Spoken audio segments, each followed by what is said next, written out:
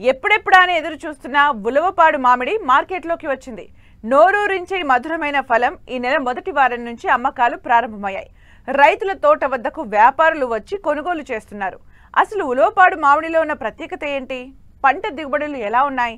Market ఎలా ఉందో 100 ఎకరాల మామిడిని సాగు చేస్తున్న రైతు అనుభవాలను ఇప్పుడు తెలుసుకుందాం.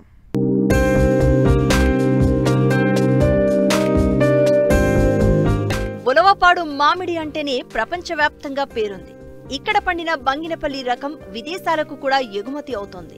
ప్రకాశం జిల్లాలో ఉలవపాడు మామిడి రుచికి ప్రతి ఒక్కరూ ఫిదా అవ్వాల్సిందే. ఒక్కసారి తిన్నారంటే మళ్లీ మళ్లీ అదే కావాలి అనిపిస్తుంది. 16వ నెంబరు జాతీయ రహదారిపై ఒంగోలు కావలి పట్టణానికి మధ్యలో ఈ ప్రాంతం ఉంటుంది. ఈ ప్రాంతంలో సుమారు 15,000 ఎకరాలలో మామిడి సాగు జరుగుతుంది. ఇక్కడ బంగినపల్లి, పెద్ద రసాలు, చిన్న రసాలు, బెంగుళూరు, నీలం, కొబ్బరి మామిడి, పునారస్, హిమాం పసంద్ రకాలు సాగు చేస్తారు. ఇక్కడి నేలలు ఎర్రగరప నేలలు కావడంతో మామిడి రుచి బాగుంటుందని చెప్తున్నారు మామిడి సాగు చేస్తున్న రైతు రియాజ్. తనకున్న 8 ఎకరాల్లో బంగినపల్లి మామిడి సాగు చేస్తూనే మరో 90 ఎకరాల మామిడి తోటలను కౌలుకు తీసుకున్నారు. ప్రస్తుతం కాయ కోతను కోస్తున్నారు. వచ్చిన దిగుబడిని విజయవాడ, నాగపూర్, ఢిల్లీ, బొంబాయి నుండి వ్యాపారులు వచ్చి కొనుగోలు చేస్తున్నారు. ఉలవపాడు నేను మామిడి తోటలో తీసుకుంటా ఉన్నాను, కౌలు కొన్ని తీసుకుంటా ఉన్నాను, కొన్ని ఉన్నాయండి. ఇక్కడ ఉలవపాడు వచ్చేసేలకి మనకు ప్రాముఖ్యత ఏంటంటే బగినపల్లి ఎలా ఉంటుందంటే మనకి బాగా స్వీట్ వస్తుంది. స్వీట్ ఎందుకు వస్తుంది అంటే ఆ కండగల నేల, ఇది మన నేల కండగల నేల అండి, అందుకని బాగా స్వీట్ వస్తుంది. కాయ ఏదంటే 1 కిలో ఉంటుంది, 700 గ్రాములు ఉంటుంది. కానీ ముట్ట ఏంటంటే చిన్నదిగా ఉంటుంది, కండ ఎక్కువగా ఉంటుంది, పిండిలాగా ఉంటుంది, అందుకని ఆ టేస్ట్ వస్తుందండి. కాపు ఎలా ఉంటుంది అంటే మనకి నేల సాయిల్ కనుక మంచి లూజ్గా బాగా గట్టిగా కాకుండా లూజ్గా ఉంటే 3 ఇయర్స్కి వచ్చేస్తుందండి. సాయిల్లో కొంచెం గట్టితనం ఉంటే ఏవేరి తొందరగా పోదు కాబట్టి 4 సంవత్సరాలకి అవకాశం ఉంటుంది. 4 సంవత్సరాల నుంచి కాపు వస్తుంది. ఈ కాపు కూడా ఎలా ఉంటుందంటే స్టార్టింగ్లో కొన్ని తీసేస్తామండి. స్టార్టింగ్లో వస్తే చెట్టు కనుక ఎదుగుదల లేకపోతే కాయ పూత పూసినా పిండి పడినా తుంచేస్తాం. ఆ చెట్టు కొంచెం బలంగా వచ్చిన తర్వాత ఇంకా కాయలు ఆపుకుంటూ వెళ్తామండి. వాటర్ ఉంటుంది కాబట్టి మనకు సరిపోయింది. పెట్టుబడి అసలు మనకు పెట్టుబడి అనేది ఎక్కువ జరిగేది అప్పుడేనండి. మొక్క వేసిన కాడి నుంచి మనకి దుక్కులు కూడా 7-8 సార్లు దుక్కులు ఉంటాయి. గడ్డి ఎక్కువ పెరిగేది కాబట్టి దుక్కులు, ఈ సేద్యము తిరగొట్టం కూడా 4-5 సార్లు మొక్క తిరగొట్టాలండి. లేకపోతే అది తొందరగా ఏరు తీసుకోదు, లూజ్ చేస్తూ ఉంటాం. అప్పుడప్పుడు వాటర్ కానివ్వండి, అది అండ కానివ్వండి. మనకు దాదాపు ఎకరాకి ఒక 30 నుంచి 40 వేలు దాకా పడుతుందండి.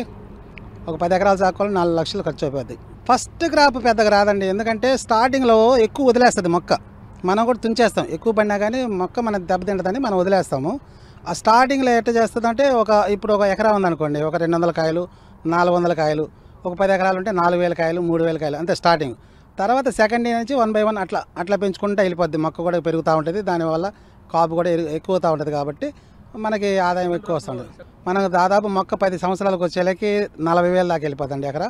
10 ఎకరాలు ఉంటే 4 లక్షలు వస్తాయి. ఇక్కడ ఏంటంటే మెయిన్ ఏంటంటే కొన్ని నేలలు బాగుండే నేలలు ఉండే. ఇప్పుడు ఉన్న పరిస్థితులు ఏంటంటే ఒక 15 సంవత్సరాలు 20 సంవత్సరాలు చెట్టు అయినా కానీ మనకి ఎకరా ₹1,00,000 పెట్టుకుంటున్నారు. ఒక ఎకరా 1,00,000 అయినా కానీ ఎకరాకి 7 నుంచి 8 టన్నులు కాపు వస్తుంది. అది 15 సంవత్సరాలు దాటిన తర్వాత ఆ నేల సాయిలు మనకి ఇక్కడ ఉలవపాడు మండలంలో కానివ్వండి అటు టాప్లో ఉన్నాయి. అక్కడ ఒక 3,000 ఎకరాలు ఉంటుంది. ఆ 3,000 ఎకరం మాత్రం టాప్. 15 సంవత్సరాలు దాటిన చెట్లకి ఎకరాకి 50,000, కనీసం 50,000 అంటే లీస్ట్కి వస్తాయండి. ఇంకా 50 నుంచి పెచ్చు అంటే పైన అంటే వాళ్ళు చేసే యాజమాన్య పద్ధతులు, వాళ్ళు చేసే కొమ్మ కత్తిరింపులు, దానికి ఉన్న డ్రిప్పు, దానికి ఉన్న వాటర్ ఫెసిలిటీస్ ఇవన్నీ చూసుకొని 60 నుంచి 70 దాకా కూడా కొంటామండి. పెట్టుబడి వాళ్ళకి మనం ఇస్తామండి. 60,000 70,000 ఇచ్చామంటే 70,000 నుంచి మనకి ఎట్లా ఉంటుందంటే ఎకరాకి వచ్చేసి 30,000 దాకా, 30 నుంచి 40,000 దాకా కూడా కౌలు కాదు. కౌలు 60,000 70,000 ఇస్తామనుకోండి. మనకి ఎక్స్ట్రా పిచికారీ అంటే మందులు పిచికారీకి వచ్చేలేకి మందుల రేట్లు బాగా పెరిగిపోయినాయి కాబట్టి పెట్టుబడి దాని కింద మనకి దాదాపు 30 నుంచి 40 దాకా మనకే అవుతుంది. 30,000 టన్నేజీ వరకు చూస్తే తోటలో దీన్ని బట్టి ఉండదు. ఒక 40 చెట్లు కనుక ఉన్నాయంటే 10 చెట్లు ఎట్లా కాయవు, 30 చెట్లే కాస్తాయి. ఆ 30 చెట్లు చెట్టుకు ఒక కింటా కాస్తుంది, 2 క్వింటాలు కాస్తాయి. 2 క్వింటాలు అంటే 200 కేజీలు. మనకి 30 చెట్లు దాదాపు మనం అనుకుంటాం 4 నుంచి 5 టన్నులు 6 టన్నులు అలాగ అనుకుంటాం. టన్ను రేటు మన రేటు అక్కడ ఎట్లంటే రేటు ఉలవపాడు అనేలకి కొంచెం బయట 30,000 ఉంటే ఇక్కడ 40,000 తక్కువ ఇవ్వరు. 10,000 వేరియేషన్ ఉండాల్సిందే. ఇంకేదన్నా మార్కెట్ బాగుంది అంటే 60 నుంచి 70 పోవచ్చు, 50 పోవచ్చు. ప్రజెంట్ 50 నుంచి 60 దాకా ఉన్నాయండి. ఇప్పుడైతే కాయలు కోస్తున్నాం కానీ మిగతాదంతా చూసుకుంటే కనుక ఇప్పుడు మనకు 50,000 అమ్ముతుంది, ఇప్పుడు 5 టన్నులు కాసినాయి, 5 25 2.5 లక్షలు వస్తాయి. మన ఖర్చు పోవడం 1 లక్ష రూపాయలు గ్యారంటీ మిగిలిన లెక్క అయితే. ఏదన్నా ప్రకృతి సహకరించకపోతే రైతు నష్టపోవడం గ్యారంటీ. మా తోట బాగుంది కాబట్టి ఇప్పుడు మాదొక తోట ఉందంటే 12 ఎకరాలు. 12 ఎకరాలు వచ్చేసి నేను తీసుకున్నది 9 లక్షలు, 4 లక్షలు ఖర్చు పెట్టాను, 13 లక్షలు అయింది. మేము ఈ మధ్య 17 లక్షలకి అమ్మేసాం, అంటే 4 లక్షలు. అలా కొన్నిసార్లు ఏదంటే అమ్ముకుంటూ వెళ్తాం.